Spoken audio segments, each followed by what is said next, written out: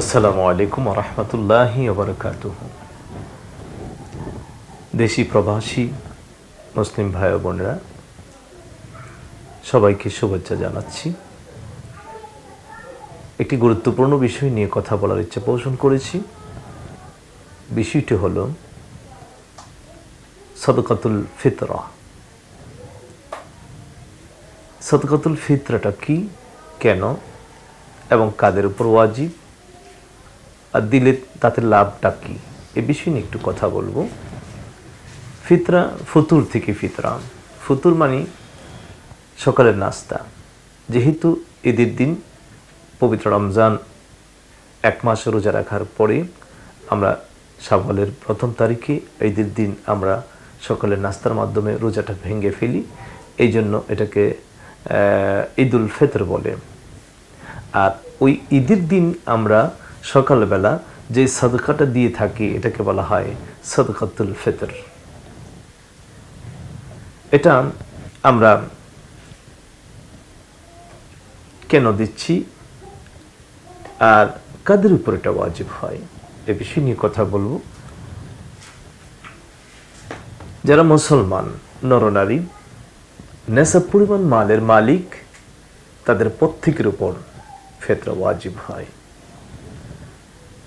যাকাতের আর ফিতরার পার্থক্য হলো, যাকাত নেশাব পরিমাণের মালের মালিক হওয়ার পরেও যদি এক বছর মালটা তার কাছে স্থায়ী না থাকে তাহলে সেই মালের যাকাত আদায় করতে হবে না।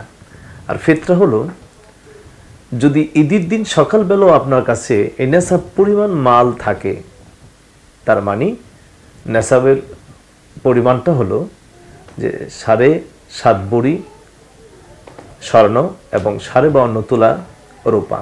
তার মানে 7.5 ভরি স্বর্ণ অনেক দাম, 7.5 লক্ষ টাকার উপরে, কিন্তু 52.5 তোলা রূপা 1,20,000 অথবা 15,000 এরকম হতে পারে।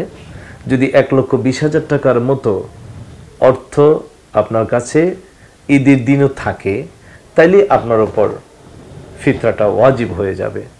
আর এই ফিতরাটা যিনি ঘরের কর্তা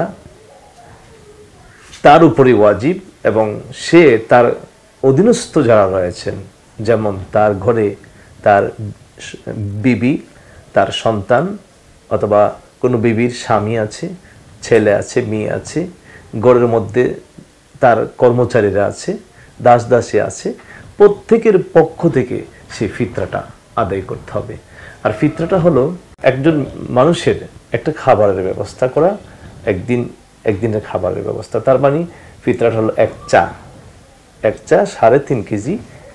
এটার জন্য 5টা খাদ্যবস্তু আছে ফিতরা দেওয়ার: গম, জব, খেজুর, কিশমিশ এবং পনির। শুধু গম ছাড়া বাকি সবগুলো এক চা, মানে 3.5 কেজি একজনের ফিতরা। 3.5 কেজি আপনি খেজুর দিতে পারেন, কিশমিশ দিতে পারেন, পনির দিতে পারেন, অথবা জব দিতে পারেন। আর যদি গম বা আটা দেন আপনি অর্ধ চা, তার মানে 2.25 কেজি আপনি দিলে আপনার ফিতরাটা আদায় হয়ে যাবে। আর এই ফিতরাটা আপনাকে আদায় করতে হবে যখন আপনি মুসলিম হবেন। অমুসলিমদের উপর ফিতরা ওয়াজিব হয় না। নেশাব পরিমাণ মালের মালিক আপনাকে হতে হবে। আর নেশাব আপনি ঈদের দিন সকালবেলা যদি ওই পরিমাণ নেশাবের মালিক হয়ে থাকেন, তাহলে আপনার উপর ফিতরা ওয়াজিব হয়ে যাবে। আপনি ঋণগ্রস্ত না হওয়া, যদি কোনো ঋণগ্রস্ত ব্যক্তির উপর ফিতরা ওয়াজিব হয় না। ঋণগ্রস্ত না হলেই আপনাকে ফিতরা ওয়াজিব হবে। এরপরে আপনার জ্ঞান সম্পন্ন থাকতে হবে, প্রাপ্তবয়স্ক হতে হবে।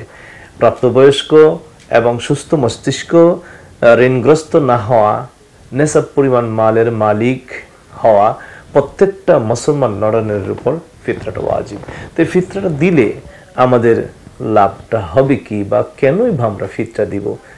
ফিতরাটা ইসলামের এমন একটি সুন্দর ব্যবস্থা যে ফিতরার মাধ্যমে এমন একটি সমাজ তৈরি হয়, ধনী গরিব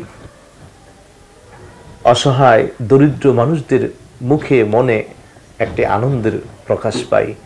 ঈদের দিন যাতে করে ধনী গরিব নির্বিশেষে সবাই একসাথে আনন্দ করতে পারে, সেই জন্য ফিতরার ব্যবস্থা। ফিতরাটা দেওয়ার মাধ্যমে আমরা মূলত কয়েকটা লাভ হয়। এক নম্বর হলো, আমরা একটি মাস রমজানের রোজা রাখলাম। রোজার মধ্যে ভুল থাকতে পারে, ত্রুটি থাকতে পারে। রোজাটা আমাদের অজান্তেই রোজার মধ্যে অনেক ভুল ভ্রান্তি থাকতে পারে, রোজার কসরত থাকতে পারে। এই রোজাটা যেন সহি হয়, রোজাটা যেন শুদ্ধ হয়, আল্লাহর কাছে যেন রোজার ভুল ত্রুটিগুলো যেন মাপ পাওয়া যায়, এই জন্য এক নম্বর হলো ফিতরা। ফিতরার মাধ্যমে আমাদের রোজাটা পবিত্র হয়। 2, ফিতরার মাধ্যমে দরিদ্রদের প্রতি একটি সদ্ব্যবহারের সুযোগ হয়। দরিদ্রের সাথে আমাদের একটা সদাচরণ, সৌজন্য একটি আচরণ করার একটা সুযোগ হয়, তাদের পাশে থাকার একটা সুযোগ হয়, তাদের কাছে যাওয়ার একটা সুযোগ হয়, তাদেরকে ভালোবাসার একটা সুযোগ হয় এই ফিতরাটির মাধ্যমে। 3, গরিবদেরকে আমরা ভিক্ষাবৃত্তি থেকে আপাতত এই ঈদের দিন আমরা বিরত রাখার একটা সুযোগ হয়। আমরা যখন ফিতরা দেই, ফিতরাটা ভিক্ষা নয়, কিন্তু ফিতরাটা গরিবের একটা হক। আমরা যখন ফিতরা দিয়ে দিই, এই ফিতরার টাকা দিয়ে, দানের টাকা দিয়ে, সদকার টাকা দিয়ে, জাকাতের টাকা দিয়ে তারা তাদের অভাবগুলো কিছুটা হলেও দূর করতে পারে। অন্ততপক্ষে সদকাতুল ফিতরের দ্বারা ঈদের দিন অন্ততপক্ষে তারা যেন ভিক্ষাবৃত্তি না করতে হয়, এই একটি সুন্দর একটি ব্যবস্থা হয়। এই জন্য ফিতরাটা আমাদের অত্যন্ত একটা প্রয়োজনীয় জিনিস, যা গরিবদেরকে ভিক্ষাবৃত্তি থেকে, সাওয়াল করা থেকে বিরত রাখা যায়। 4, রোজা ও তারাবি একটা বড় একটা নিয়ামত। রমজান মাসে আল্লাহ তাআলা আমাদেরকে একটি বড় নিয়ামত দিয়েছেন রোজা দিয়ে এবং তারাবি নামাজ দিয়ে। আমরা আল্লাহর পক্ষ থেকে এত বড় একটা নিয়ামত পাইলাম, এই নিয়ামতের শুকর আদায় করতে যাও, আল্লাহর শুকর আদায় করতে যাও, আমরা কিছু সাদকা করতে পারি। সুতরাং এই সাদকাতুল ফিতর আল্লাহর কাছে একটা নিয়ামতের শুকর আদায়। কিসের?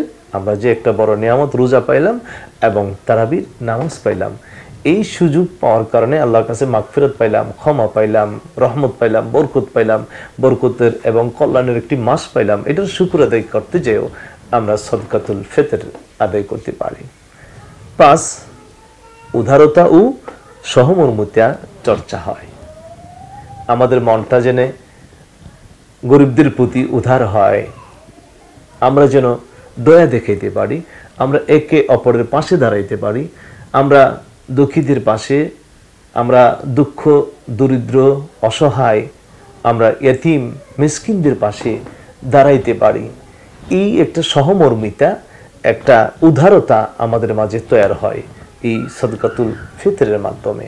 সুতরাং একটি গুরুত্বপূর্ণ বিষয় হলো সাদকাতুল ফিতর।